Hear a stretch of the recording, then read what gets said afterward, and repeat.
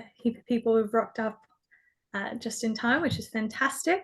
So officially, welcome everyone. I hope you all had a wonderful new year, which already seems so far away. We're nearly mid-February, which is insane. I feel like I've blinked and it's gone right past. But we are starting off our 2024 lineup of tastings with a bit of Scottish heritage, thanks to tonight's virtual tasting of Cadenheads, who are Scotland's oldest independent bottler.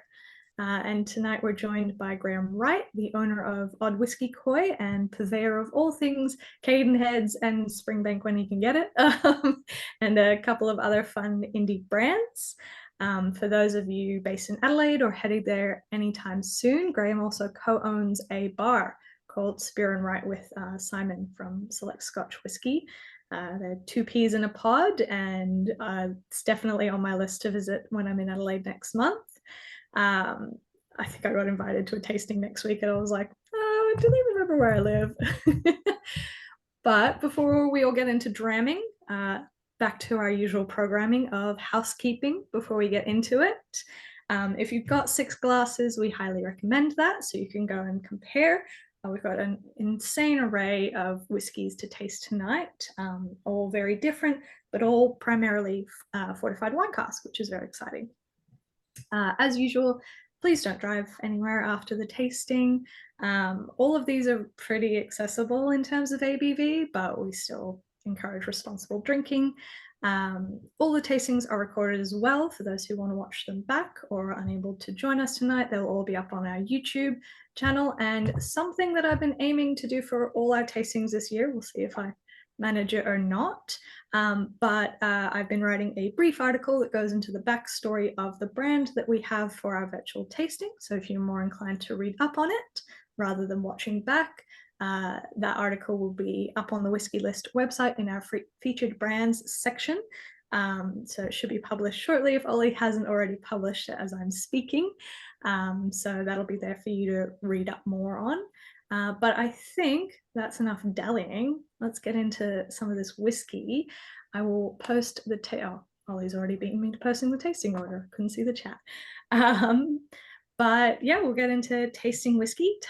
Graham, if you wanted to dive in and tell us a little bit about Cadenheads, how you started working with them, and we can maybe get cracking into the first and probably most exciting one of the lineup, the 30-year-old blend. Good evening, everybody, and welcome to the coolish Adelaide Hills, my ancestral home for the Odd Whisky Company. I've been dealing with, although those that know me, hello, it's good to see you. Those that don't know me is that I've been dealing with Jane A. Mitchell, so that's the parent company that owns Springbank and company, and including William Cadenhead. Let's get it right. My last trip to Cadenheads, I was told it's not Cadenhead, most definitely. And they got very upset about that. So it's the hard A, Caden. And that's named after William Cadenhead. Interesting story. You probably all read about it, but I think the most extraordinary thing is that the original owner of the shop in Aberdeen brought William Cadenhead into the company because he thought he was an absolute bonus to the business and would bring business along because he was Aberdeen's most favoured poet. And his job was to go around houses expounding his poetry as it was. And eventually, so he was a bit of a showcase for the then owners. They passed on, left the company to him, and then he created, and the company was basically a vintner, wine merchant, spirit merchant. And we're dealing with basically in the 1840s when, and essentially right up until the 1940s, maybe even up to the 1960s, all distilleries were interested in was producing ethanol. That's it. Didn't care about bottling, marketing, sales, anything. That was somebody else's job.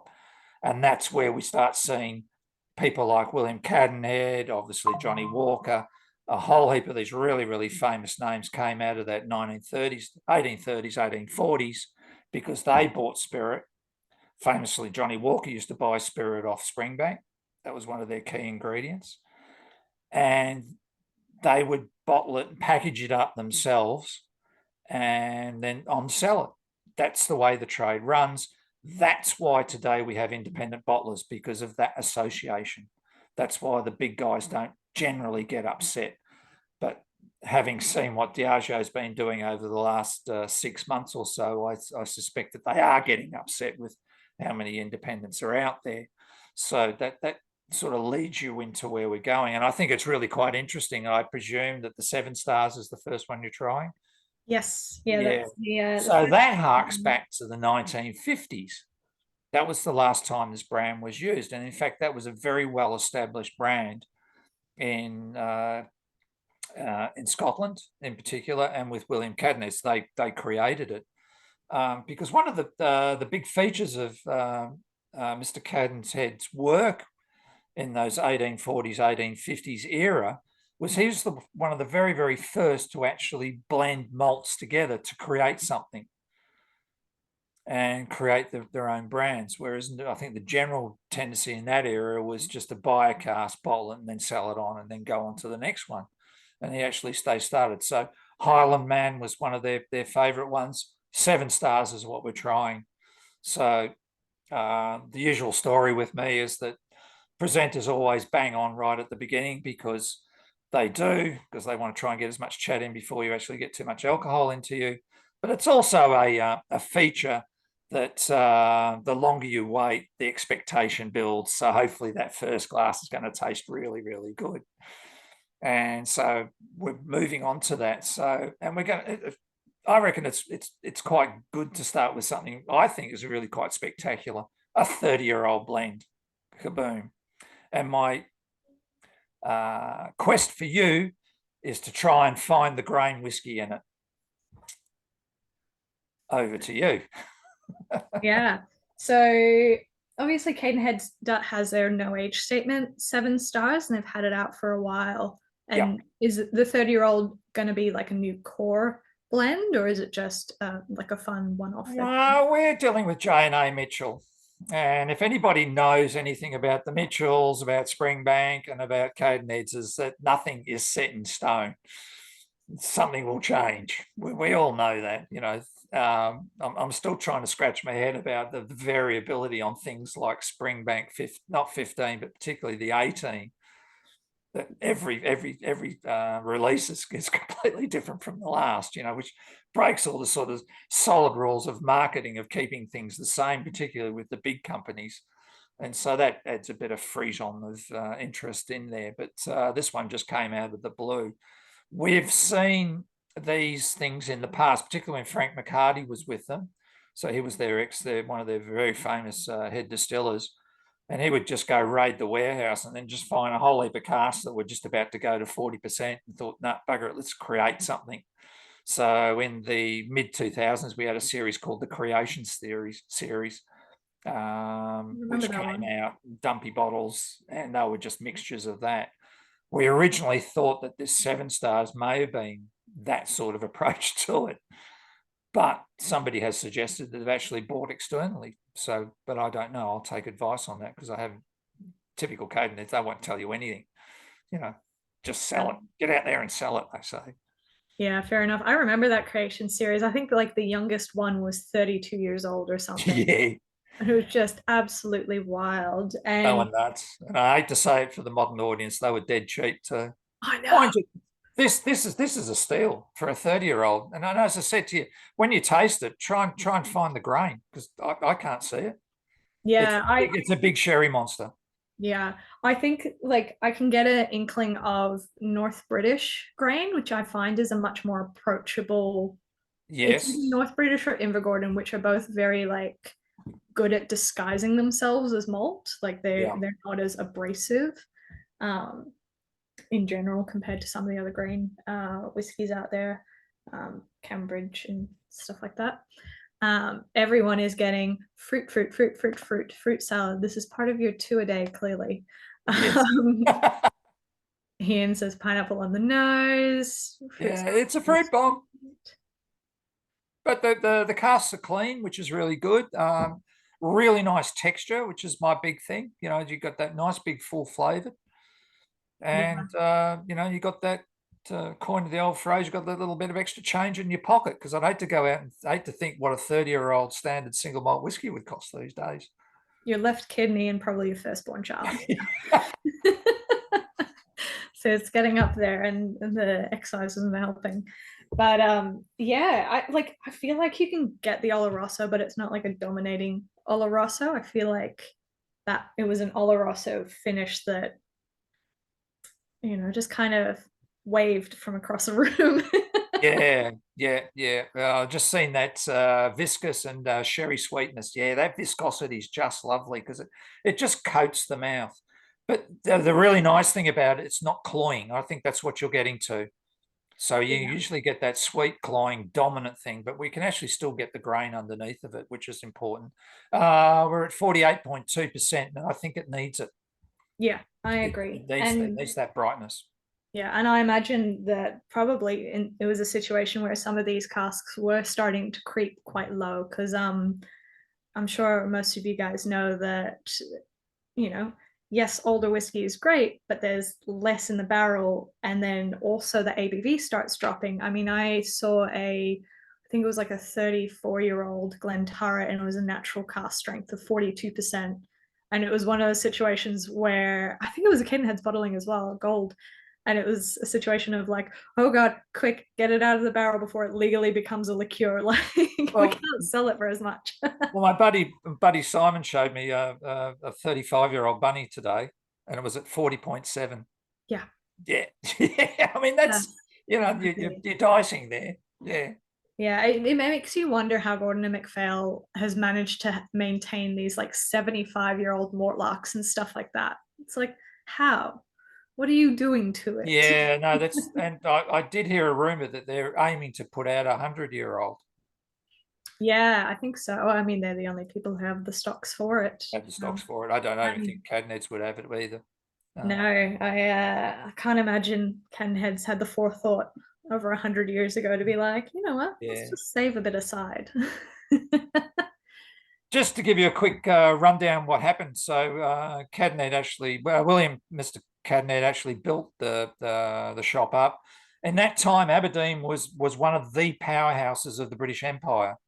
It was quite amazing. They everything was built out of stone, so they were rich. There was a big fishing fleet. I think they were the first city in the UK to have electricity. So there's all these things. So it was a really happening centre, and they were right in the heart of it. And that went on. And when dear old Mr. Cadenhead passed on, it was passed to his nephew, Mr. Duthie. And sadly, so they were in the late 1870s, 1880s.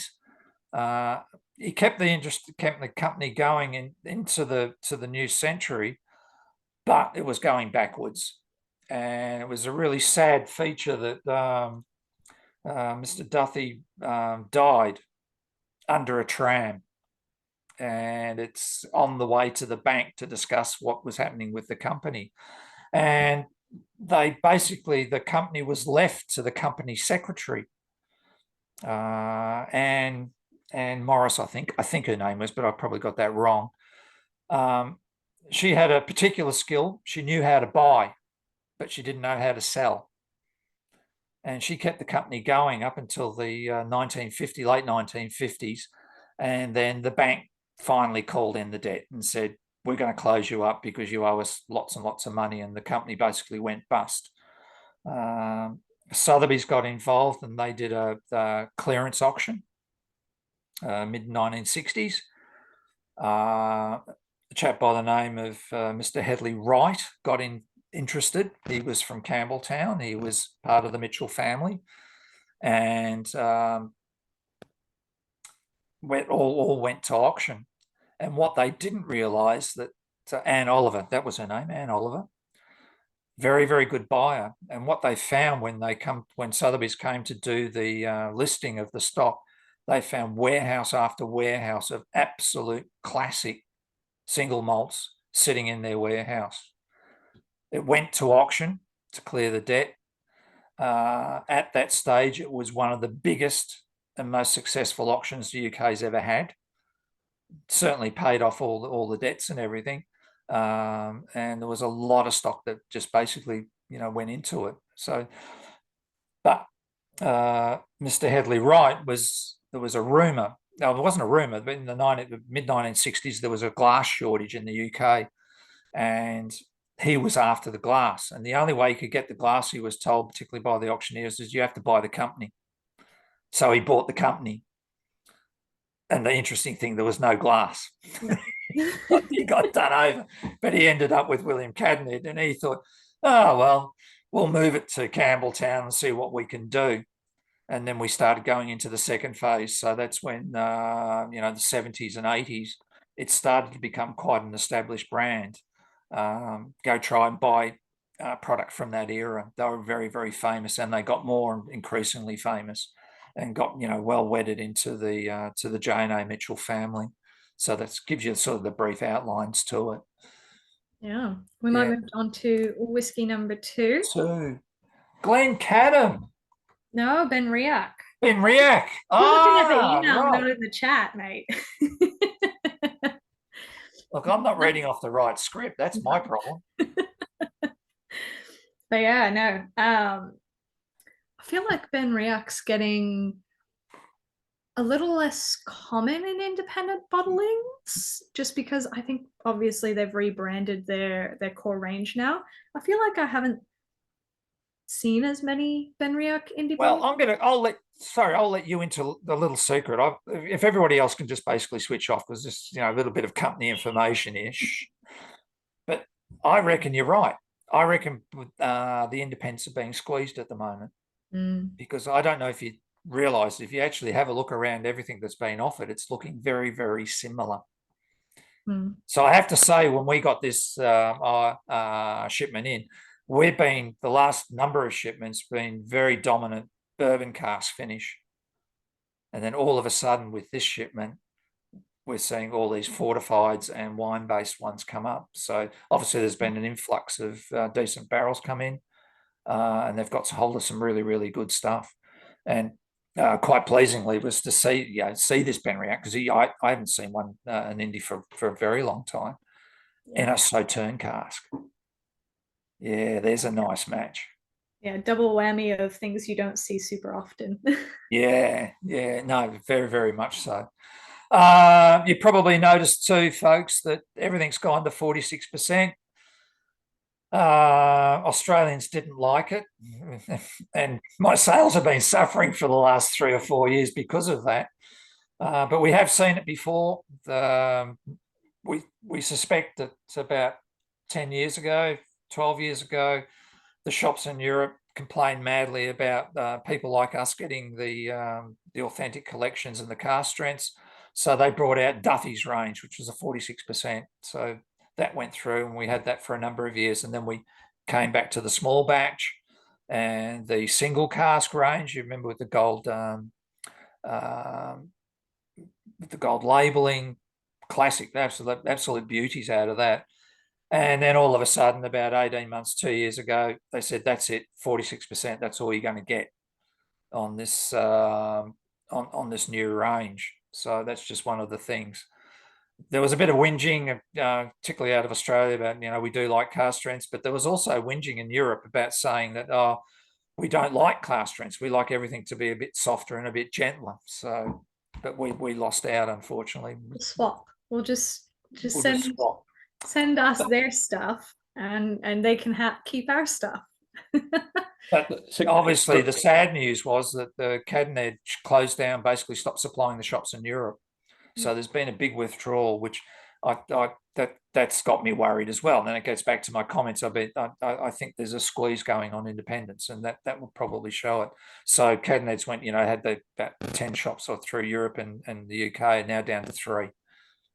So they're consolidating. Yeah. Just to add, I love my cask strength whiskies, but it shows sort of quality, and hopefully when we get through the other 4, but the first 2 drams are ready to bottle something at 46%, put your stamp on it and go, we believe that it's going to be good like this. Obviously it's non-chill filtered, so at that ABV it's still good, but Yeah, many.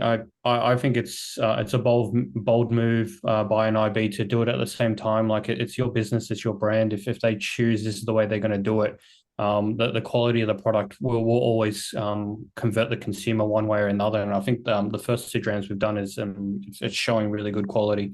Yeah, that Benriach I think is an absolute beauty, you know, and I really like the idea of Sauternes. We don't actually see it, so we're dealing with the, you know, that famous French sweet wine.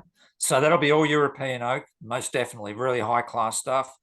Sweet wine in it for a bit, and then we're putting that Benriach. And what I like is it's really finely tuned. So you know, I think that's a good call putting that in on the second. That's for sure. Yeah. Yeah. I How love about the, I love the tasting notes. Adam got it right on the head with buttered popcorn and like Michael with that little bit of honey. honey? Yeah. And if Yeah. you ever try a class French Sauternes, well, with Sauternes, it does come from France. That classic taste is honey. Yeah. Yeah, Yeah. honey and Honey, florals. honey, florals, and like syrupy pears. It's Yeah, this like pear apple just yeah, it's so good. But yeah, and Leo, the honey and malt on the palate, yeah, the malt dominance of Benriach is really shining through. so quick question out to the audience: does anybody actually drink Sauternes or sweet wines these days? Oh, Howard's, yes. No, lots of Yeah. no's. I mean, it's hard to find Sauternes, and even if you do, it's usually like a 375 ml bottle for like $40, but it's so worth it. It's amazing. Yeah.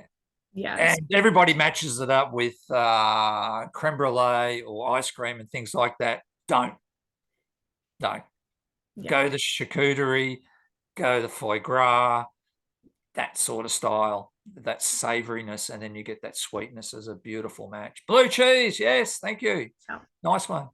Yeah, Ian and Tom, if you like a sherry or a port and you're in the mood for a bit of a sweet tooth without feeling diabetic at the end of it, because Sauternes does have that clean crispness. It's made in a slightly different way to fortified wines. It doesn't have the same kind of sugar component, so it's a lot cleaner, but you still got all that sweetness coming through, and it's divine. I've got like 3 bottles that I've amassed somehow at home, and I really need to crack into them. But I'm terrified because then my husband will drink them in 2 days flat, which I'm not keen on. I never get the chance. Yeah. But I kind of, it works for me. Benriach's got that almost piercing spirit. So you've got that clean intensity, and then you got that added sweetness out of them, particularly, and then also with the oak too, because we're dealing with French oak, so we're getting a bit of spice, wood spice coming in there as well, and that certainly feels on it. So to me, pre-dinner drink, beautiful. Yeah, 100%. Leo's finding grassy notes on the nose come and go depending on how much surface area. Yeah, I kind of, yeah, it's wavering in and out between that like sweet and grassy, earthy kind of vibe. But getting back to the chap that's running Glencadam at this moment, his name Cameron McGeechee, really nice guy. If you go to Campbelltown, go meet him. If you have a beer with him, good luck. You won't get out of it alive. I can tell you that. He's really good. But great palate, and they pride themselves on picking really, really good casks. So we've had a very, very good consistency with this company over many, many years, picking some really, really good things, and that hopefully that'll keep going. Yeah, 100%. Well, we might pop on to whiskey number 3, the Craigellachie 15-year-old port cask finish. I tried to put these in ascending sherry order, Graham, and then obviously the peated finishing off at the end. Emma, you do start a wonderful job. You'll put me out of business. I mean, we don't do remotely the same thing, so there's no worry about that yet. Yeah, so Craigellachie. I feel like Craigellachie is another one that I haven't seen much of recently. There's a bit kicking around, and particularly from Cadenhead. I think we've had a few iterations of it coming through. I note with interest that it's now big part of Dewars. but originally was owned by the Mackeys with Lagavulin in its day. So it has a very, very good pedigree to it. And I have to say, once again, we're starting to see a few casks that we haven't seen too much in the past, and that's from Portugal, which is good because I was there a couple of years ago, and the poor old Portuguese were moaning the fact that basically their industry was dying because nobody's drinking it. So come on, guys, when you have your glass of Craigellachie, please go out and buy a bottle of Portugal's finest port. Yeah. I have to take my husband to Portugal one day just so he can single-handedly drink through. Yeah. I joke about it, but he got through a bottle of Penford's great grandfather tawny in he took his time with it. It took him 2 weeks to finish it off. That's pretty good. That's pretty on good. his own. That's pretty good. Now, what we got to remember is that we're in Europe rather than Australia. So you would all know the ports or whatever I can't remember what the new name for Apera. Tawny, That's I think right. Tawny is Tawny. Yeah. Australian styles, because of the heat, because of the Australians' tastes for sweet things, our fortifieds are really, really super sweet and super, glycerol-y. That's almost the house style. That's probably what we most know, we used to be originally famous for. Yeah. In Portugal, we go the other way. They love the dryness. So when you actually get to try Portuguese port, and I would strongly suggest you try some base ones to some age statements to vintage dateds and things like that, you'll notice that they're basically dry and intensive. In fact, an Australian Shiraz, say out of the Barossa, which is up the road from me, it's upwards of 17%, would be sweeter, richer, and denser than probably a Portuguese VP, a vintage port. They are finely structured, very savoury flavours to them, not dominated by sweetness. Mm-hmm. Extremely long-lasting, particularly the VPs. Prized, absolutely prized, but nobody drinks them. So, we have other styles as well. So we're looking at, again, basically red wine fortified into a European cask. So, yeah, we've got a few questions. Yeah, we got a few questions in the chat saying there's a bit of smoke and definite peat in this. Craigellachie is lightly peated in the same way most whiskies are, 2 to 5 ppm tops and stuff like that. But most of that smoke and meatiness comes from the sulfuric characteristics of Craigellachie. For me, Craigellachie and Benriach are distinctly sulfuric whiskies, and that's spirit sulfur, not cask sulfur, which is better, whichever one is better. But it's just a characteristic of it. I couldn't stand Benriach for years because it just stank and tasted of sulfur. Yeah. For those that may be vaguely interested, it basically right up into the 70s, 80s, even to the 90s, those that were producing blended whiskies like their malts to be sulfured. That's the way, dirty and sulfured. That gave character to the blends, and that was hidden with the whiskies. And it's only basically in the last probably 15 or 20 years, famously for me, is Deanston. That used to be awful, absolutely awful. And then all of a sudden in about 2015, 2014, they started to clean it up and actually make something for the public rather than for the blenders. And yeah, when Deanston moved, I really liked it because it was kind of like a funky fermented fruit sulfur, which is what I also get from Benriach, whereas Craigellachie is more leathery sulfur. Leathery, yeah. Yeah, and then Deanston rebranded their core range, and now they go for more of a waxy flavor profile. But there's an argument to be said that a lot of these things are so polished now that they've lost a bit of flavour. So they've lost a bit of the go in them, or the bit of the funk, or the bit of the mank, or whatever you want to say. Yeah. Yeah. I mean, But I think that, like, you know, some distilleries will never change though. And I hope Craigellachie never changes, never even though it does. may Yeah. not be my favorite child. No, and you like, and I like that, because what you're getting is you're getting this again. You're getting wood spice.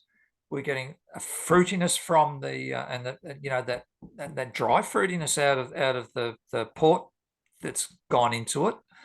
But then that smokiness, just adding that little bit of extra zest and pizzazz to that flavour. That's cracker. It's a beauty. Yeah, 100%. Yeah. Yeah, and I will say, if any of you get the opportunity to try old Craigellachie, it's bonkers. It's the bonkers thing I've ever. It's Imagine if you just grabbed a small jar of Chinese five spice and just crammed the whole thing in your mouth. Yeah. That's old sherried Craigellachie. It is bizarre, and I kind of love it because of that, but I wouldn't actively drink it in the same way. But I feel like this hits that like beautiful point of, I think one of the guys was saying that yeah, Ian, some like strawberry grassy frazzled crisps. Yeah, crisps. Yeah, it's got that like dehydrated strawberry leather kind of thing to it, where it's like fruity, but it's not fresh in any way whatsoever. So I feel like this hits that nice balance point between the two, and it still feels like robust, even at that ABV, which is really, really good to see. I saw an interesting note there saying somebody was saying there was metallic on the nose. That's an interesting character. Yeah, I sometimes get like a metallic, like a tinniness, or you can get like a, sounds terrible, but like the iron tang, like when you cut yourself and you like Yeah. suck on it, and you're like, oh, this is, yeah. That's probably the best descriptor for Craigellachie, is like blood tang, which sounds awful, but Yeah. we mean it in a good way. That's good. No, that's All good. right. Cool. Well, we're moving further and further, deeper and deeper into the trenches of sherry, with whiskey number 4, Copper Penny, and that makes it sound a lot nicer. Thank you for that. Ah, now that's an old school. I went to tastings years ago where Grange Hermitage was, as it was known then, and it had so much sulphur and everything else in it that the guys used to bring their copper pennies along and chuck them in the bottom of the glass, clean them up. There you go. Oh, Sorry, I'm just showing my age. Don't worry, I wrote down the term Ansett, like the airline, Oh yeah. in an article today, and I was like, oh no, children nowadays are like older. Oh, I have to put in brackets and explain what Ansett is, just in case. The old term, chance it with Ansett. Yeah. Yeah. So where are we going next then? We're going into the Glencadam, Ah, right. Okay. which I'm super excited about. I feel like Glencadam's core range isn't like razzle dazzle, shall we say? So I feel like they often like really get overlooked. And I wonder, in your opinion, Graham, do you think we'll see more distilleries like Glencadam and Balblair and stuff like that coming on to indie bottlings? When was the last time you had a Balblair? There was an Equinox and Solstice one recently. Was it really? Yeah. No, you're actually right. They're like the I sort of grade distilleries, like A, B, and C, and these guys are sort of B's and C's, and we're just not seeing them anymore. So Yeah. again, is that a case of them, holding back stock, because they're on from memory? Glencadam's only a tiny distillery anyway, from memory. I could be Yeah, wrong. I think so. Yeah. It's slightly bigger than Edredau, but like Yeah. not a behemoth. So really probably don't have enough stock to actually send out to the barrel trade, to move on. So yeah, so no, very, very interesting. What I find, this is a fascinating one too, because it actually reverses everything, because what they've done is the majority of the maturity has been done in sherry cask, and then they've top dressed it in bourbon. Yep, that seems. Do you think that was because the sherry was starting to get a bit bit too dominant, maybe. Yeah. Let's So let's leave it to our wise audience to see if they can work that one out. I don't think I've ever seen that before. The reverse process. I've seen it a few times, but typically in Australian distilleries, you'll get some guys who are like, yeah, we really wanted like a sherry profile. And then they're like, oh crap, we forgot about the climate. And so they'll chill it out in a larger format ex-bourbon cask to kind of settle it out, which usually works really, really well. And I personally prefer it to when distilleries do predominantly ex-bourbon and then finish in a fortified, because then you're just getting that big whack of sherry at the end. And unless they've been like really conscious with it, and like some distillers, I'm like, yep, no, I trust you, but you know, if you're starting out, it can be a bit daunting, and thinking of that way to reverse the aging is it could be, you might be I think that's a fair call too. It may be been overdeveloping. That cask might have been fairly reactive, and just need to calm things down a bit. Yeah. So again, I mean, this is the role of the warehouse crew and people like Cameron, who I know, and his team and things like that, just tasting through the barrels and just saying what's going on with them. So they're not just. It's not like they're bad old days. They just grab any old barrel and bottle it up and chuck it out there. So they're actually, it's a bit of polishing in that regards. Yeah. Yeah, fair enough. Leo has just mentioned one of the Amber Lane bottling Silk Road is a pear age. And then yes, I saw that. Yeah. Yeah. Yeah. Nice one. Yeah. Ian's asking if it would be for colouring purposes. In Scotland, no, because you can use caramel colouring. Like that's not an issue. But in Australia, I mean, I would hope that distilleries are not sherry finishing just for like to add that whack of color at the end. I don't think they are. I think it's just that people love sherry cask, and rightly so. I'm a massive fan of sherry cask, and we got so many great fortified wineries around Australia. So that's probably all it is obtaining that sherry flavor without having to buy a butt ton of sherry casks and having to get too overworked or too hot with it. Everyone's getting the nuttiness and the woodiness on this. And was Glencadam not closed for a wee while? I'm not sure. How are we going with the spirit level on that? Holding up? Yeah, I think this is probably the easiest drinker out of the range so far. And I'm not mad about it. It's like it's got this kind of, I just like something fruity. Just here you go. This will make anyone who wants something just fruity happy. And you got to think too that the bottlers here would be trying not to get that cask to just absolutely dominate, because we've seen enough of those really big oak, sweet flavors. You get no malt, and it even hides the spirit. All you're getting is a highly fortified dessert wine rather than fortified wine rather than actual a whiskey. So they'd be fairly conscious of that. I should let you know too, Cadenheads and Springbank for an eternity have said no caramel colouring, no messing around, minimal filtration. I just suspect that it was probably the owners didn't want to spend it on the devices to do that. We'll keep it cheap and we'll keep it as we've always done it. So that way, they've been leading the world. That's for sure. Yeah, 100%. Yeah, this is a good one. This is after dinner. Yeah. This is you sit back, lay back, and just finish this one up. Maybe have a block of dark chocolate with it. Would be really nice. Yeah, Michael says it's got almost a dry wine cask finish to it. Troy, it's a lot more subtle than the first few. Feels like the bourbon cask characteristics are dominating. Good whiskey for early in the night, or maybe breakfast for some. 100% breakfast. Breakfast whiskey is the best. Oh, look, we have to be, serving responsible service of alcohol. And I keep seeing this term breakfast whiskey coming up. That's for sure. Yeah. I mean, it's one of those things. I mean, I'm sure you know it, Graham. You'll visit a distillery, for an early morning tour, and you're like, oh, well, it's double digits again. It's 10 a.m. Time for a whiskey.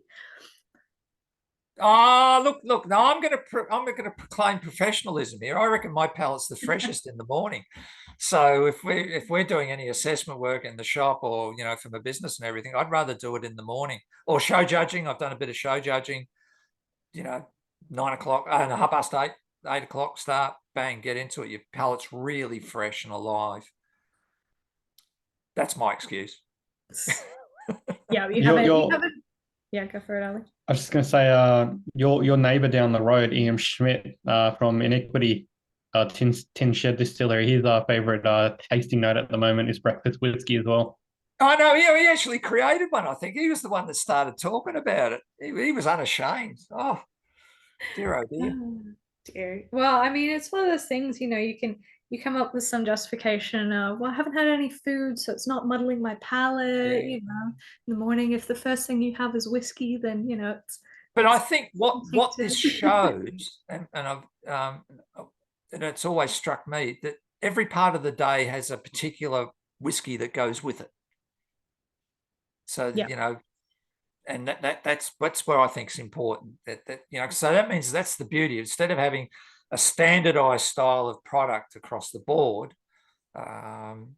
we've got all sorts of permutation and combinations of flavors, and tastes, and textures that can go in that day. That's what I think is really quite exciting. Yeah. Well, Adam's contributed brunch bourbon should be more of a thing. 100% down. Start the trend with brunch bourbon. Brunch bourbon. Yeah. I think I saw one. James feels like the spirit's kind of lost with the Glencadam. I know what you mean. But somebody's popped. Sorry, I'm going to butt in there. Somebody's popped in Weetabix. That's all right. Just go find a cheap bottle of Scotch that's got loads of caramel in it, and you'll get Weet-Bix flavors right the way through it. We do not condone the opinions of Graham. We do not. Here's a legal disclaimer. But yeah, no, I understand what you mean as well, James. Glencadam's one of those whiskeys, to me, it's like Auchentoshan. They're very blank slate whiskeys. They don't have a massive amount of spirit character to them. So they're like really open to receiving what that's exactly right. Basically, they run their stills with lots of copper contact. Yeah. So what they're doing, they want a really clean, fresh, and you're right. So it can be you have to dig a little bit for it. Yeah, 100%. I know if you've been up all night, then it's a late dinner. It's a late dinner. Touche. I used to get home at 8 a.m. in the morning from my nightclub shifts, and I was like, it's not the next day until I go to bed and wake up again. Alrighty. Well, we should probably move on to whiskey number 5. And I know Leo's been holding out for this one, waiting excitedly. We were talking before we jumped on about how much Graham loves Tullibardine as well. So, yeah, very, very excited about this one. And I did smell it, and I'm keen. So we're PX. We had the shipment arrived.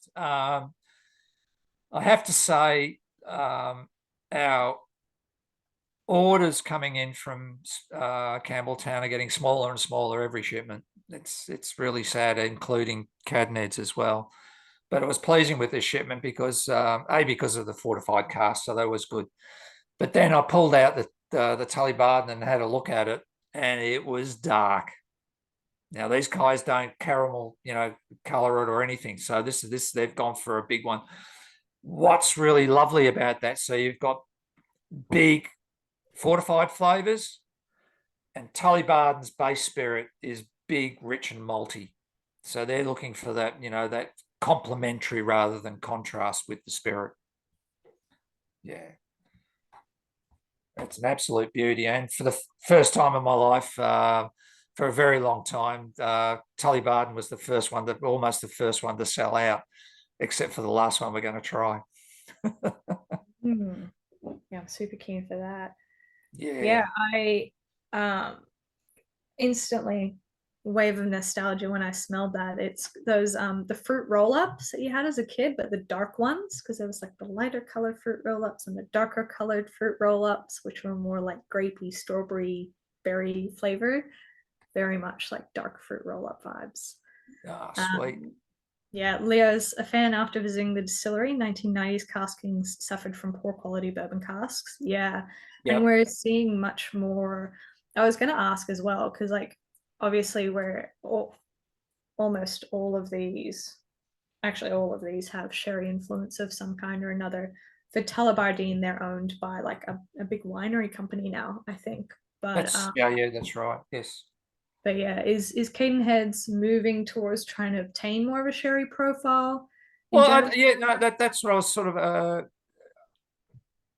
we see trends going through with our shipments when the orders come through, and the last couple of us said has been mainly predominantly bourbon dominant, and now all of a sudden this shipment turns up and it's very much fortified. So they've obviously gone out on a whim. I honestly thought that the general single malt audience was moving away from the fortified casks. I've known that a lot of younger guys, so in their 20s and 30s, don't particularly like it. That we're seeing this in the shop, so they're wanting that bourbon style. That's what they've been brought up on. So whether it's a revolt by us old farts, myself included, that hark back to that 80s 90s style of single malt, I don't know, but or we've been through the bourbon phase and we've come back again to a sherry fortified phase. Yeah, We know they go in cycles, that's for sure. Yeah, 100%. I almost kind of think of it's like fortified wine casks will never really kind of go out of fashion. I feel like there's been a trend recently of people like, I want the characteristic of the distillery, and that's much more prominent in bourbon casks. So people are like going out there and tasting the distillery in a more pure form. But then sherry's that little temptress that's like, ooh, hello, Hey, come on, we're all sweet tooths when it comes to it.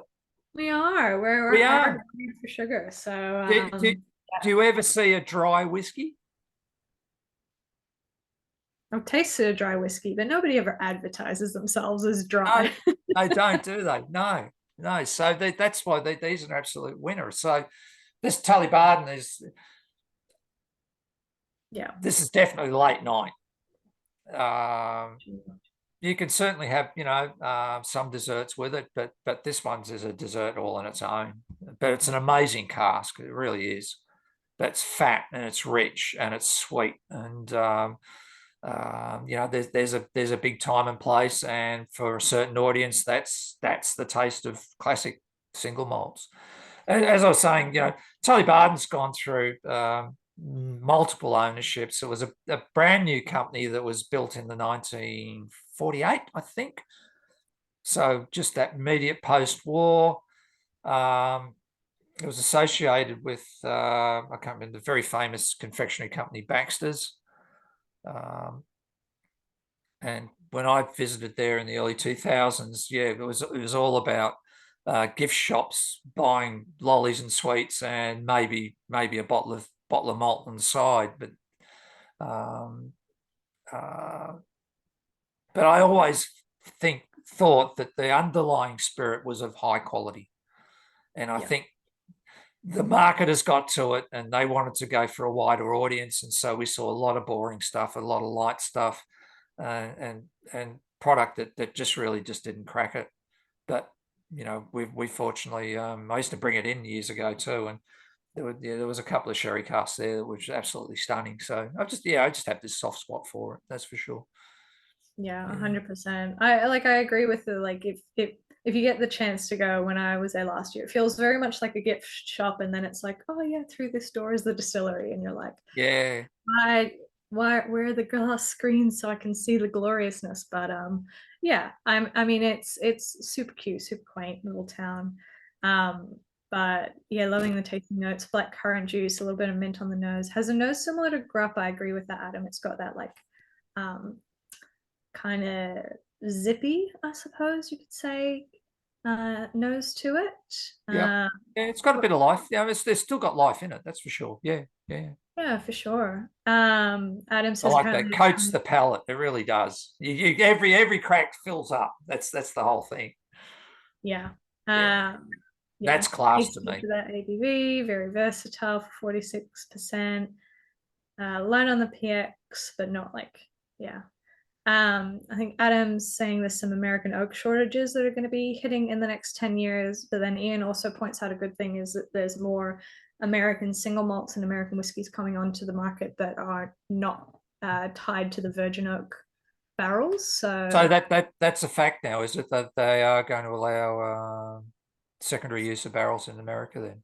Well, I think because single malts in America are still the Wild West, pun Yeah. intended. I think that they're doing whatever they want in terms of casking. And I mean, even proper bourbon distilleries are like skirting around the rules. Like you got Angel's Envy, who's like, we're a bourbon finished in port casks. And it's like Yes. technically not a bourbon anymore. But if you Yeah. say it's a bourbon finished in port casks rather than a port cask, rather than just bourbon, you can kind of skirt around those rules. So we might be seeing that it might have been due to more American distilleries were nicking sherry casks for themselves, and now the I suppose the supply and demand has kind of evened out, and it's like, oh, okay, right, like we've worked out how to supply America as well, and it's interesting. Yeah, as they say, we live in interesting times. Yeah, it's constantly changing.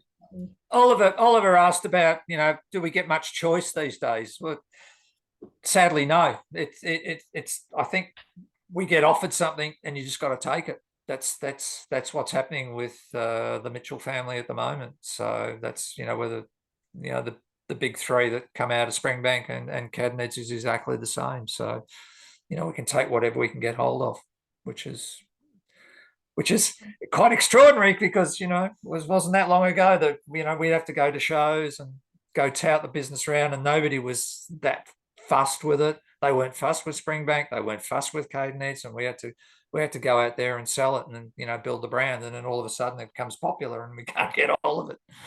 Yeah. It's the eternal struggle. I'm very conscious that you've got to head off soon, Graham. So we will move on to the final whiskey of the night, which you said was very popular, I think. It sold out instantly. What is it that we've woken up to? Palo Cortado. So we actually, it's really quite, you see fashions, with casks and everything. And one of the ones I'm starting to see now is that there must have been a release out of Jerez, Jerez. In Spain we're in sherry country, of these famed casks. Just to pop it into context, a Palo Cortado, I've got a 500ml bottle sitting in the shop for about $350. What it is, it's a Fino that failed to become a Fino. It becomes an Oloroso halfway through its maturation. I'll let you go have a read about it because it's really quite extraordinary, and it produces this most amazingly complex, intense, fortified wine that is halfway between an Oloroso and a Fino. And it's just really fascinating that the casks have actually been let go and come to Scotland for maturations, and so they've been a bit prized these days. And then to see it, so we've got this weird amalgamation or beast of sherry with a 11-year-old Caol put into it for a finish. So we're talking bourbon and then the sherry onto it. Really intriguing.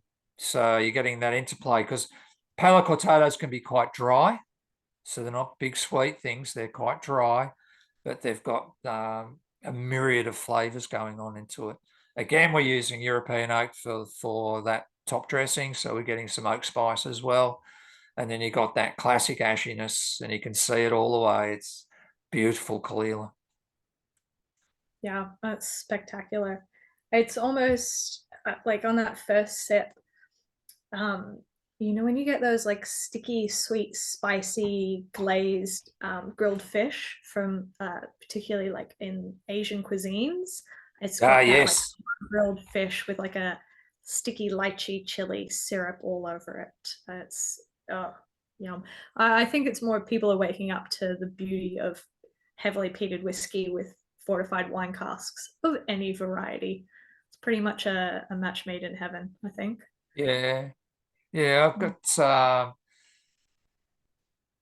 and the other thing too is once you start digging into it, you get the malt. And that malt is really quite crisp and it's biscuity, which is really fascinating, particularly out of Caol as well. So there's a whole heap of things that are really nicely going on in there. Yeah. Yeah, 100%. And like going back to Graham's fabulously in-depth description of Palo Cortado, I found out that the name itself comes from Palo, which is like a vertical line, and Cortado, which is crossing, because That's it. they would have a Fino sherry and it would, it would go wrong, and so they would cross out the word Fino, and so it's called Palo Cortado because of the cross line through the That's Fino. right. Yeah. Yeah, really, really fun. I mean, look, if there wasn't already so much to learn about whiskey, I would try and delve into wine too. Ah, I know. We probably what we need to do is to do a sherry show with matching whiskies to it. Don't threaten me with a good time. But as you guys can all probably see, oh yeah, Ollie's accidentally go back. Uh, oh no, is the poll? What have you done, Ollie? The poll has had a bit of a conniption. Can we reset it? Yeah, hold on. Trigger happy. All right. I was about to say, like I said, it's been 2 months. We don't know how to do this anymore. We have one job. Poke It's his back head up. in. So Graham, you can't vote because you're a co-host, but no one can see the results until we end it. So you get a little special preview how it's happening. You can see the results. Don't share All it. I can say, if you vote once, vote often. Yeah. Yeah. Wait, what? We do not What? condone the opinions of Graham regarding the legality around voting. But yes, so you can vote for your top 2 drams in the poll. And yeah, it's very, I love watching the polls go, and as people vote, it's like watching horse racing or the greyhounds. You're like, oh, this one's in the lead, this one's, but yeah, really, really cool. Ian was saying you had shared combo tasting at Glengoyne, and you were the only person. That is devastating. To be fair, when I went to Glengoyne, everybody else on the tour, like, they bought a pack of biscuits at the gift shop, all that. Me, I sniffed out the single cask hand fill in the corner. I was like, yes, that, I want that. And they're like, it's very expensive. I'm like, I don't care. I want that. Yeah. I've had that experience a long time ago. Yeah.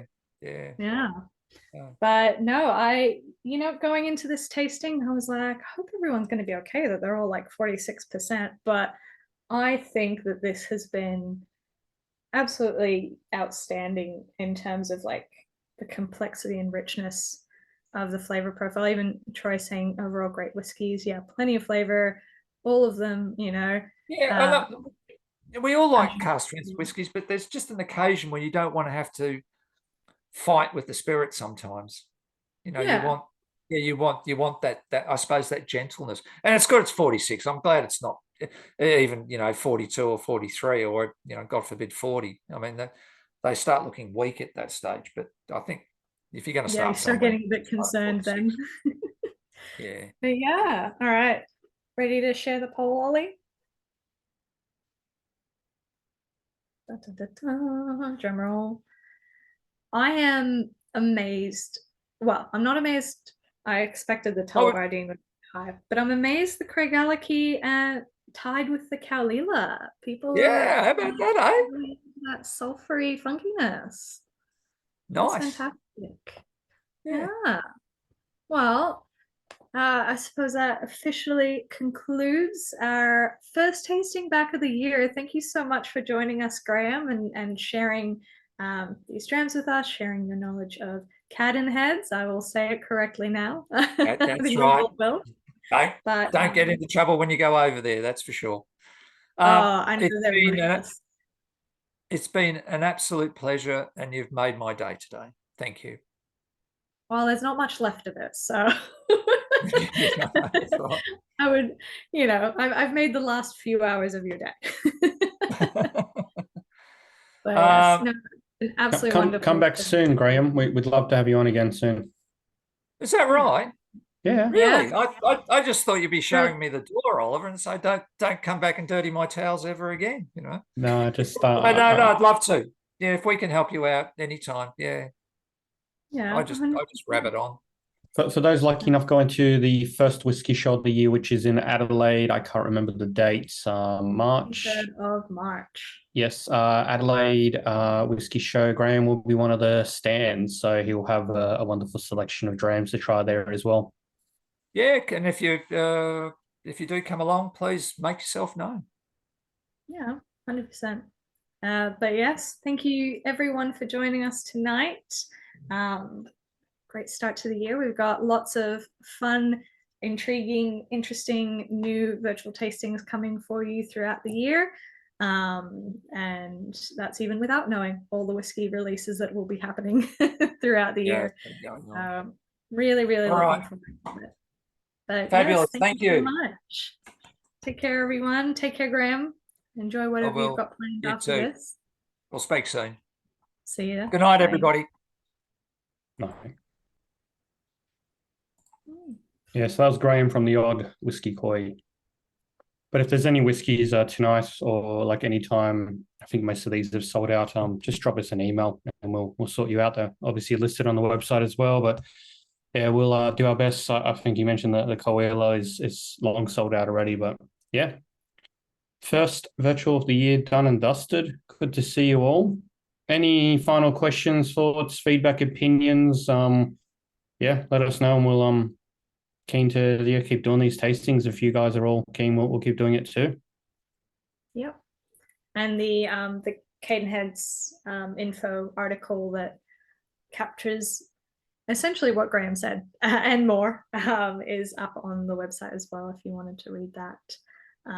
But yeah, if you have any questions,